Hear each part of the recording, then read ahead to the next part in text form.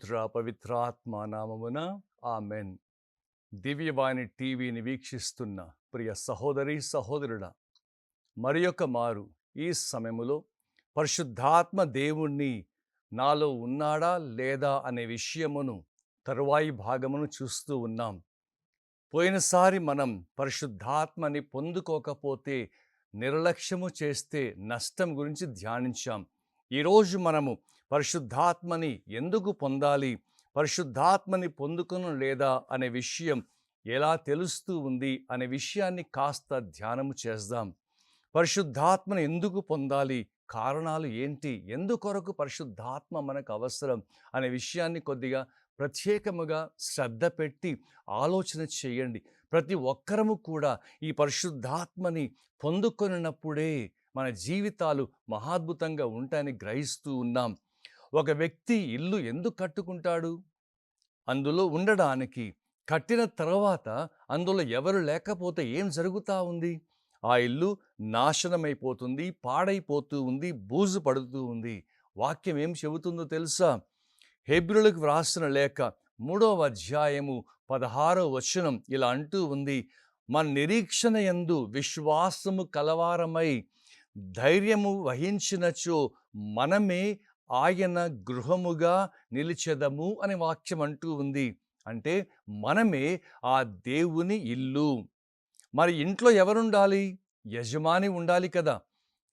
లేకపోతే ఆ ఇల్లు ఏం జరుగుతూ ఉంది? ఎవరు పట్టించుకోరు. ఆ ఇంటికి అంటే ఈ శరీరానికి బాధ వచ్చినా, రోగం వచ్చినా, కష్టం వచ్చినా ఎవరు పట్టించుకునేవారు ఉండరు.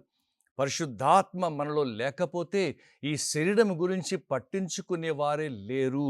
అందుకే పరిశుద్ధాత్మ మన జీవితంలో ఉండాలని, ఆ పరిశుద్ధాత్మని అందుకొరకే మనం పొందుకోవాలని ఈ ఉదంతము ద్వారా మనకు తెలుస్తూ ఉంది. మత్తయి సువార్త 12వ అధ్యాయము 43-45 వచనాల్లో పలుకుతూ ఉన్నాయి, దుష్టాత్మ ఒక మనుషుని విడిచిపోయినప్పుడు అది నిర్జన ప్రదేశములందు సంచరించుచు విశ్రాంతి స్థలములకై వెదుగుతూ ఉంటుంది అని. ఈ అపవిత్రాత్మ ఒక మనిషిని వదిలిపోయిన తరువాత అని వాక్యం అంటూ ఉంది. ఎప్పుడు బయటికి వెళ్తుంది? ఎప్పుడైతే యేసుని నమ్ముకుంటావో అప్పుడు ఆ సైతాను వెళ్ళిపోతూ ఉంది. ఇప్పుడు మనము యేసుక్రీస్తుని విశ్వసిస్తున్న వ్యక్తులం. అంటే నేను యేసుని నమ్ముకున్నప్పుడు నాలో ఉన్న ఈ దురాత్మ వెళ్ళిపోయింది. ఇప్పుడు నేను ఎవరిని? యేసుని విశ్వసిస్తున్న వ్యక్తిని. ఈ దయ్యం ఏం చేస్తూ ఉంది? అది దొరకనప్పుడు, విశ్రాంతి స్థలం దొరకనప్పుడు నేను విడిచి వచ్చి నా ఇంటికి తిరిగిపోదును అని అది పలుకుతూ ఉంది. చూడండి, ఆ సైతానికి విశ్రాంతి కొరకు తిరుగుచూ ఉంది. ఆ సైతానికి విశ్రాంతి అంటే ఏంటి? యేసుని విశ్వసించక ముందు ఆ వ్యక్తి పాపములో ఉంటాడు. యేసుని విశ్వసిస్తే పాపములో ఉండకూడదు. ఆ యేసుని విశ్వసించక ముందు ఆ వ్యక్తి పాపములో ఉంటాడు. ఒక వ్యక్తి పాపము చేస్తే అది సైతానికి విశ్రాంతి కలిగినట్టు. ఆ పాపము చేయి, ఈ పాపము చేయి, ఇంకొకటి చెయ్యి అని ఆ సైతాను విశ్రాంతి తీసుకుంటూ ఉంది. మన శరీర అవయవాల ద్వారా పాపము చేస్తే ఈ దురాత్మకి విశ్రాంతి ఇస్తా ఉన్నాం. ఎప్పుడైతే మన జీవితంలో పాపము చేస్తూ ఉంటామో ఈ సైతానికి విశ్రాంతి ఇస్తూ ఉన్నాం. ఈ సైతాన్ ఏమంటా ఉంది? విశ్రాంతి దొరకనప్పుడు నా ఇంటికి వెళతా అంటుంది. ఎంత ధైర్యము దానికి! నా ఇంటికి వెళ్తాను అని ఆ సైతాన్ అంటూ ఉంది. ఆ సైతాను నా ఇంటికి వచ్చి, అంటే నా దగ్గరికి వచ్చి, నేను యేసుని విశ్వసించిన వ్యక్తిని, కానీ ఆ విశ్వసించిన వ్యక్తిని తిరిగి నా దగ్గరకు వచ్చి ఆ సైతాను ఏం చూస్తూ ఉంది? 2 విషయాలు ఆ సైతాను చూసింది. ఒకటి, ఈ ఇంట్లో ఎవరైనా ఉన్నారా అని చూసింది. రెండవది, ఈ ఇల్లు ఎలా ఉందో చూసింది. అర్థమవుతుందా? ఎప్పుడైతే యేసుని విశ్వసిస్తానో నాలో ఉన్న దురాత్మ వెళ్ళిపోయి విశ్రాంతి కొరకు వెతికింది. ఎక్కడా దొరకల. మళ్ళేం చేస్తూ ఉంది? మళ్ళీ నా దగ్గరికే వచ్చింది. నా దగ్గరకు వచ్చి ఏం చేస్తూ ఉంది? 2 విషయాలు చూస్తూ ఉంది. ఇంట్లో ఎవరైనా ఉన్నారా, లేక ఇల్లు ఏ విధముగా ఉంది అని అది చూస్తూ ఉంది. ఇల్లు ఎలా ఉంది? ఊడ్చి అమర్చి శుద్ధి చేసి శుభ్రం చేసి ఎంతో నీట్గా ఉంది. నీట్గా ఉన్నా కానీ ఇంట్లో ఎవరైనా ఉన్నారా అని అది చూస్తూ ఉంది. ఎప్పుడైతే మనము ప్రతిరోజు గుడికి వెళతాం, ప్రార్థన చేస్తాం, ఏదో మొక్కుబళ్ళు చేస్తూ ఉంటాం, ఏదో ఒక విధంగా మనం ఆ దేవుణ్ణి ప్రసన్న చేయాలని చూస్తూ ఉంటాం. కానీ మన జీవితంలో ఆ దేవుడే లేనప్పుడు ఇవన్నీ చేసి ఏమి లాభము? ఆ సైతాను అవన్నీ చూస్తుంది. చూసిన తర్వాత ఏం చేస్తూ ఉంది? ఆ సైతాను ఇంకా వెళ్ళి 7 దెయ్యాలను పట్టుకొని వచ్చి ఆ యేసుని విశ్వసించిన వ్యక్తిలో ప్రవేశిస్తా ఉంది. ఆ ఇంట్లో ఎవరూ లేరని అది గ్రహించుకొని ఆ 7 దెయ్యాలను తీసుకొని వచ్చి ఆ ఇంట్లో ప్రవేశించింది. ఇంట్లో ఎవరుండాలి?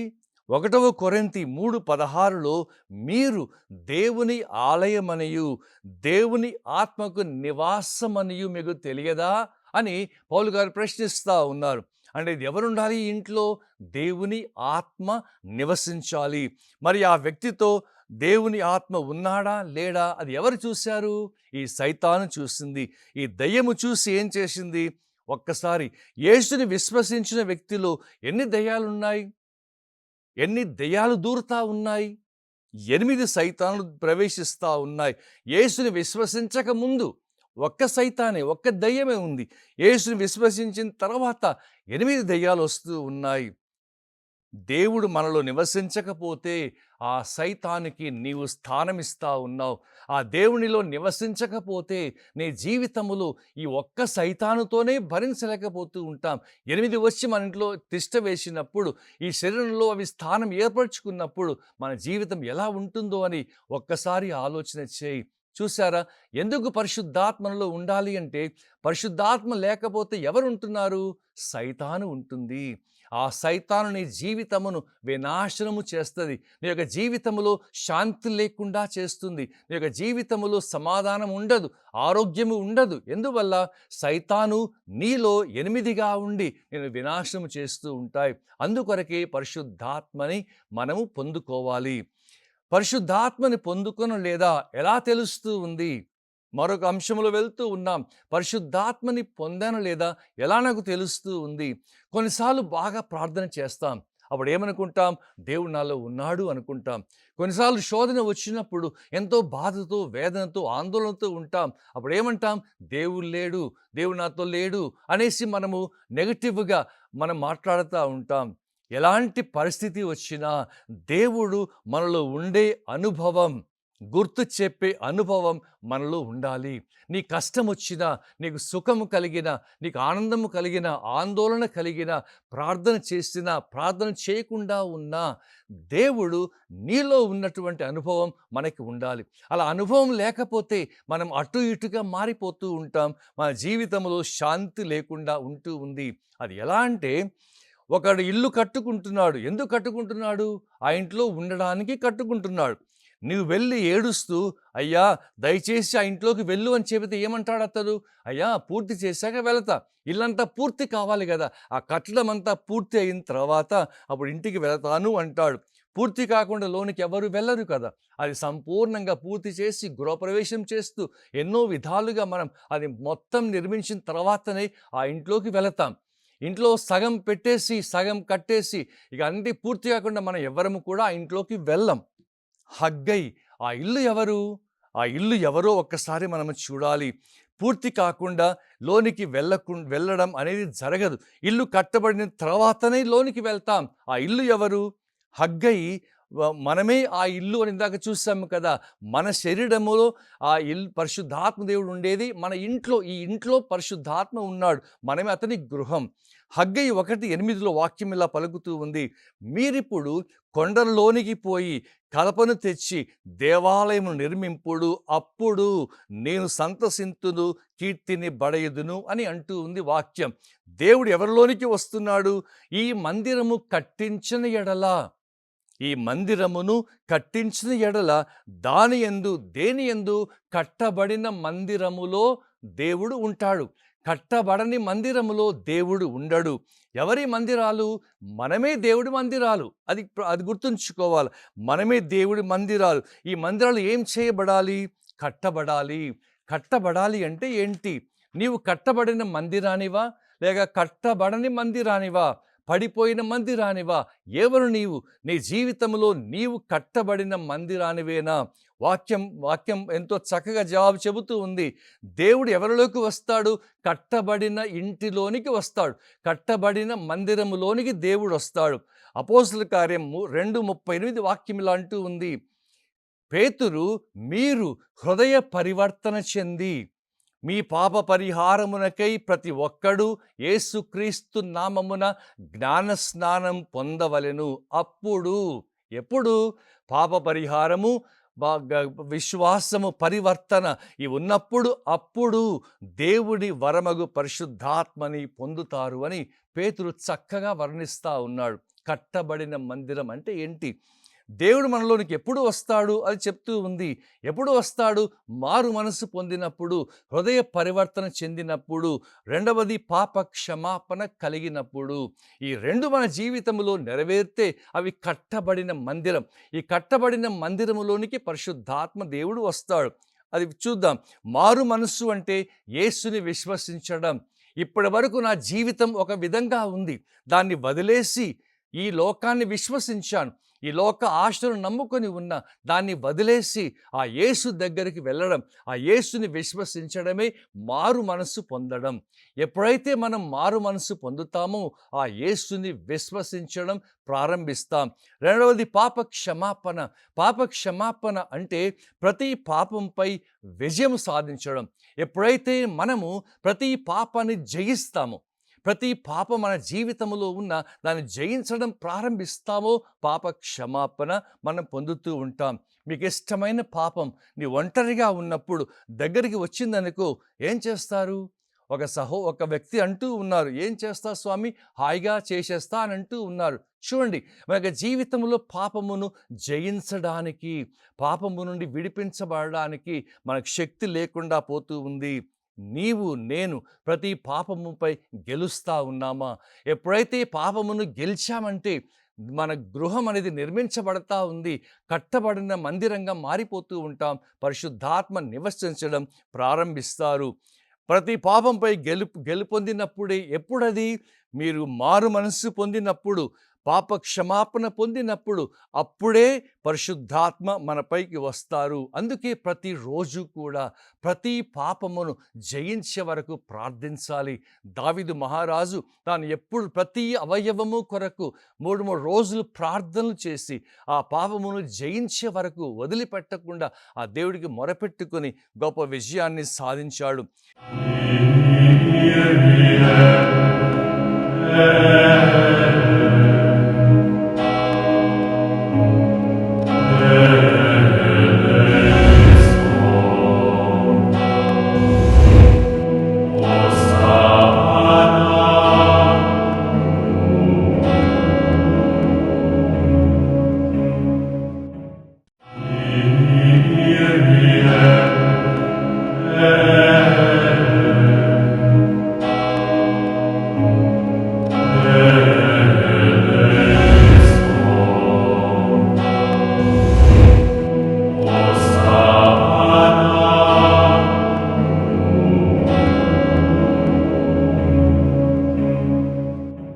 యేసు సువార్తను ఎలా ప్రారంభించాడు? మత్తయి సువార్త 6:33లో మొదట దైవరాజ్యము నీతిని వెదకుడు, అప్పుడు అన్నీ మీకు అనుగ్రహించబడతాయని యేసయ్య మహాద్భుతంగా తన సువార్త పరిచర్యను ప్రారంభించారు. రాజ్యము అంటే ఏంటి? మారు మనస్సు పొందడం. మార్కు సువార్త 1:15లో కూడా అదే వింటూ ఉన్నాం. కాలము సంపూర్ణమైంది, దైవరాజ్యము సమీపించింది, హృదయ పరివర్తన చెంది సువార్తని నమ్ముడు అని వాక్యం అంటూ ఉంది. అంటే దైవరాజ్యం అంటే ఏంటి? మనము మారు మనస్సు పొందడం. తర్వాత నీతి రోమీలకు 3:23-24 మనం వింటూ ఉన్నాం. మానవులందరూ పాపము చేసి దేవుడు అనుగ్రహించే మహిమని, స్వస్థతని, విడుదలని కోల్పోయామని వాక్యం అంటూ ఉంది. నీతిని జరిగించేవాడే నీతిమంతుడు. చూడండి, నీతి అంటే ప్రతి పాపంపై విజయం సాధించడం. దైవరాజ్యం అంటే మారు మనసు పొందడం. మారు మనసు పొందడం అంటే యేసుని మాత్రమే విశ్వసించడం. నీతి అంటే నీతిని జరిగించేవాడు, ప్రతి పాపంపై విజయమును పొందేవాడు. అప్పుడు మూడో విషయం, అప్పుడు అపోస్తల కార్యంలోకి వస్తాం. అపోస్తల కార్యములో అప్పుడు దేవుడు మనలోనికి వస్తాడు అని వాక్యం చక్కగా పలుకుతూ ఉంది. ప్రియ సహోదరి సహోదరులారా, కట్టబడిన మందిరములోనికి మాత్రమే పరిశుద్ధాత్మ దేవుడు వస్తారు. కట్టబడిన మందిరంగా మనం ఉండాలి అంటే దైవ రాజ్యము నీతిని వెదకాలి అంటే మారు మనసు పొందాలి, యేసుని విశ్వసించాలి, ప్రతి పాపంపై మనం విజయం సాధించాలి. అలా జరిగినప్పుడే మనం కట్టబడిన మందిరంగా మారిపోతూ ఉన్నాం. ఇప్పుడు మనకు తెలుస్తూ ఉందా, నాలో పరిశుద్ధాత్మ ఉన్నాడు లేదా? ఎలా తెలుస్తూ ఉంది? ఒకటే సూత్రం. నీవు ప్రతి పాపంపై విజయం సాధించినప్పుడు, ప్రతి పాపమును జయించుట ద్వారా నీలో పరిశుద్ధాత్మ ఉన్నాడు. నీవు నిజంగా ప్రతి పాపం జయిస్తా ఉన్నావా? మన జీవితంలో ప్రతి పాపంపై విజయం సాధిస్తా ఉన్నామా? మన యొక్క జీవితాన్ని నిజముగానే ఆ దేవుడికి సమర్పణ చేసుకొని మన యొక్క జీవితంలో ఎలాంటి పాప దోషము లేకుండా ప్రయత్నం చేస్తూ ఉన్నామా? ఈరోజు మనం గ్రహించుకోవాలి, ఈ పరిశుద్ధాత్మని వరం, ఆ దేవుడు మనకిచ్చిన ఈ గొప్ప వరం, ఆత్మ దేవుడు మనం పొందినప్పుడు మన యొక్క జీవితాలు మహా ఆశ్చర్యకరంగా మారిపోతాయి. అప్పుడు మనం ఏం చేస్తాం? అసాధారణ వ్యక్తులంగా మారిపోతాం. ప్రార్థనలో ఉంటాం, ఆ దేవుడి సన్నిధిలో జీవిస్తాం, ఆ దేవుడి కొరకే బ్రతకడం ప్రారంభిస్తాం. పరిశుద్ధాత్మ దేవుని మనం పొందినప్పుడు మన యొక్క జీవితంలో ఇక యేసు తప్ప మరి ఏది ఉండదు. ఎందుకంటే ఆ యేసుక్రీస్తే మన యొక్క జీవితానికి సర్వస్వం అని భావించుకొని ఈ లోకమంతా చెత్తగా భావిస్తాం. పౌలు గారు పలికినట్టు, ఎప్పుడైతే మనం పరిశుద్ధాత్మతో నింపబడతామో, పరిశుద్ధాత్మ దేవుని శక్తి మనల్ని ప్రభావితము చేస్తూ ఉందో, అప్పుడు మనము ఈ లోకమును వదలి, అంటే ఈ లోకంపై ఆశలు మానుకొని ఆ యేసు కొరకే జీవిస్తూ ఆ యేసును అందరికీ పంచడం ప్రారంభిస్తాం. అది క్రైస్తవ జీవితం. ఎప్పుడైతే మనం క్రైస్తవులంగా జీవించడం ప్రారంభిస్తామో, ఈ పరిశుద్ధాత్మ దేవుడు మనలో జీవించడం మొదలు పెడతారు. ఈ పరిశుద్ధాత్మతో మనం నడిచినప్పుడు మన జీవితంలో అన్ని ఆశ్చర్యకార్యములు జరుగుతూ ఉంటాయి. దానికి మనం కావలసింది అపోస్తలుల కార్యము 5:32 వాక్యం అంటూ ఉంది, దేవుడు తన పట్ల విధేయత చూపు వారికి అనుగ్రహించిన పవిత్రాత్మయును మేమును సాక్షులము అని పేతురు గారు పలుకుతూ ఉన్నారు. అంటే పరిశుద్ధాత్మ దేవుడు మన యొక్క జీవితంలో సాక్ష్యం ఇస్తాడు.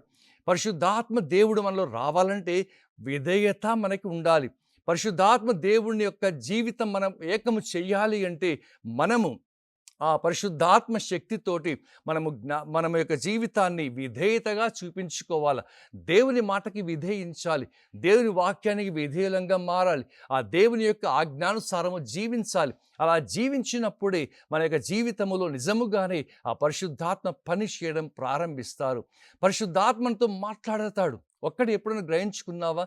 ఆ ఆత్మదేవుడు ఎప్పుడు మనతో మాట్లాడుతూనే ఉంటాడు. ఆ పరిశుద్ధాత్మ మనల్ని వదిలిపెట్టకుండా మనలో ఉంటాడు కాబట్టి తాను ఏదో ఒకటి చెప్తా ఉంటారు. యేసు ప్రభు గురించి, ఆ ప్రభుని మహిమపరచడం గురించి పరిశుద్ధాత్మ చెప్తూనే ఉంటాడు. ఒక సహోదరుడు పరిశుద్ధాత్మతో నింపబడ్డాడు. యవన ప్రాయములోనే పరిశుద్ధాత్మతో నింపబడ్డాడు. యవనస్తులారా, మీరందరూ కూడా పరిశుద్ధాత్మతో నింపబడాలి. ఆ యేసుక్రీస్తు సైన్యముగా మారాలి. ఆ ఆత్మ దేవుడి స్వరం మనమంతా వినాలి. అలా విన్నప్పుడే మన యొక్క జీవితం ఒక అద్భుతంగా మారిపోతూ ఉంది. ఈ సహోదరుడు పరిశుద్ధాత్మతో నింపబడిన తర్వాత తాను గుడిసెల్లోకి, వీధుల్లోకి వెళ్ళి సువార్త ప్రచారం చేస్తూ ఉండేవాడు. యవనస్తుడుగా ఉన్నప్పుడే అతను ఒక ఇంట్లో పైన గది అద్దెకు తీసుకున్నాడు. ఆ అద్దెకి ఇంట్లో ఉంటూ ప్రతిరోజు వాక్యం చెప్పడానికి వెళ్తూ ఉండేవాడు.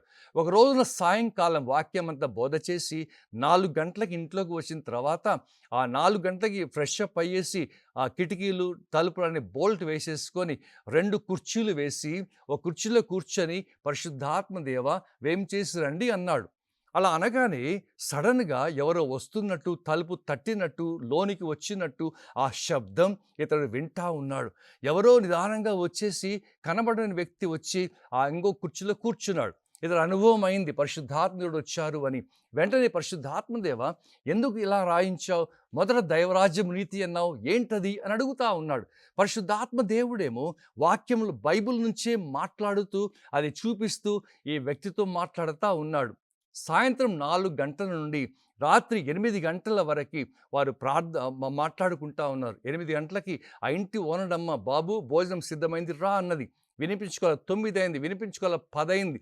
10 అయిన తర్వాత అమ్మ పిలవగానే ఇతడు లేచి వెళ్ళబోతూ ఉంటే పరిశుద్ధాత్ముడు అంటూ ఉన్నాడు, ఒక్క కాసేపు 5 నిమిషాలు కూర్చోవచ్చు కదా అన్నాడంట. చూడండి ప్రియులారా, పరిశుద్ధాత్మ మనతో మాట్లాడని ఎంతో ఆశపడతా ఉన్నాడు. మరి ఆత్మతో నీవు మాట్లాడడం ఇష్టపడతా ఉన్నావా? ఆత్మ వాక్యం స్వరం వినాలని ఆశపడుతూ ఉన్నావా? విధేయత చూపించు, ప్రతి పాపము జయించు, ఆ యేసుని విశ్వసించు. అప్పుడు పరిశుద్ధాత్మ స్వరం అద్భుతంగా వినగలం. అలాంటి కృప దేవుడు మనందరికీ దయచేయునుగాక. ఆమెన్. God bless you.